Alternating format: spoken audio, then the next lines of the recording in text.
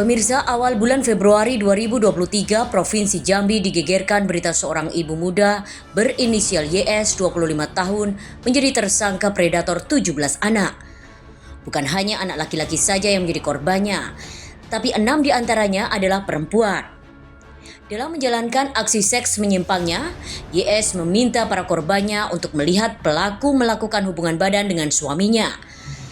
YS juga meminta para korban untuk memegang payudara dan bagian intimnya. Kasus pelecehan ini dilakukan oleh pelaku dengan kedok persewaan PlayStation.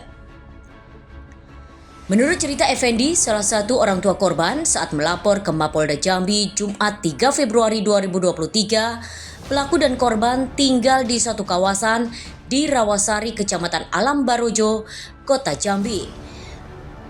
Saat para korban sedang asik bermain PlayStation, pelaku menutup rumahnya dan memaksa para korban menuruti hasratnya. Kepada korban anak laki-laki diminta menyentuh payudaranya hingga bagian intim lainnya. Kalau korban wanita hanya disuruh mengintip saat si YS dan suami sedang berhubungan intim. Suaminya tidak tahu kalau dia menyuruh korban mengintip dari jendela kamar dengan membuka sedikit jendela.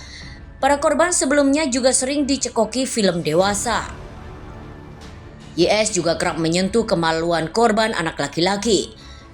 Pelaku juga memaksa para korban untuk memenuhi hasratnya yang tak wajar. Laporan dari para korban ini kemudian langsung ditindaklanjuti oleh Polda Jambi. Polisi kemudian meminta keterangan para korban dan melakukan olah TKP pada Minggu 5 Februari 2023. Hasil olah TKP menemukan 6 saksi tambahan yang rencananya akan dimintai keterangan pada pekan depan.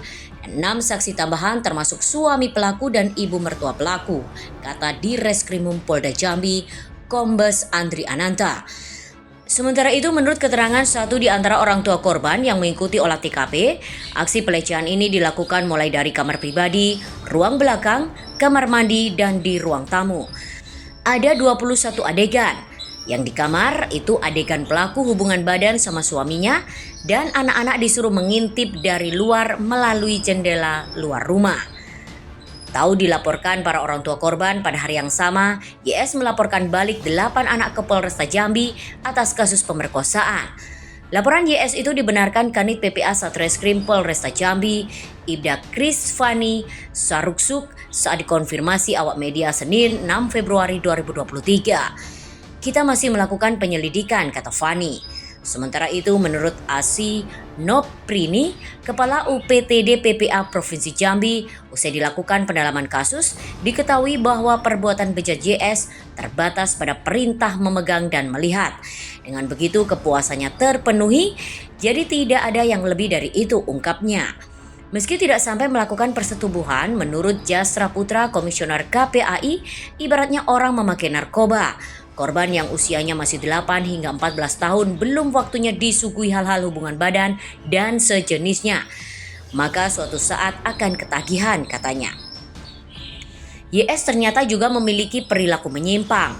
Hal tersebut diungkapkan suami pelaku AF saat dimintai keterangan oleh penyidik Subdit 4 Ditreskrimum Polda Jambi, ungkap Kombes Andri Ananta Yudhistira Senin 6 Februari 2023. Keterangan suaminya AF pada Kamis malam lalu, dia melihat istrinya melukai tangannya dengan menggunakan silet saat ditolak keinginannya untuk berhubungan badan.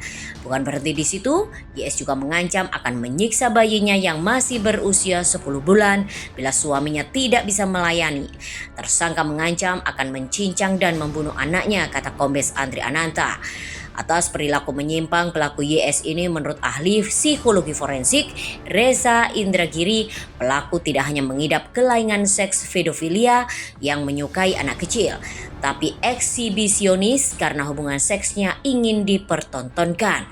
Lalu terkait dengan ancamannya terhadap suaminya jika menolak berhubungan seks, Reza menyarankan agar ketika ditahan pelaku harus dipantau terus karena bisa membahayakan dirinya atau bayinya jika ikut dalam tahanan. Untuk itu, dalam waktu dekat penyidik Polda Jambi akan melakukan tes kejiwaan terhadap pelaku di rumah sakit jiwa. Kita dengan UPTD PPA Provinsi Jambi lagi menjadwal untuk pemeriksaan di rumah sakit jiwa, kata Kombes Andri Ananta.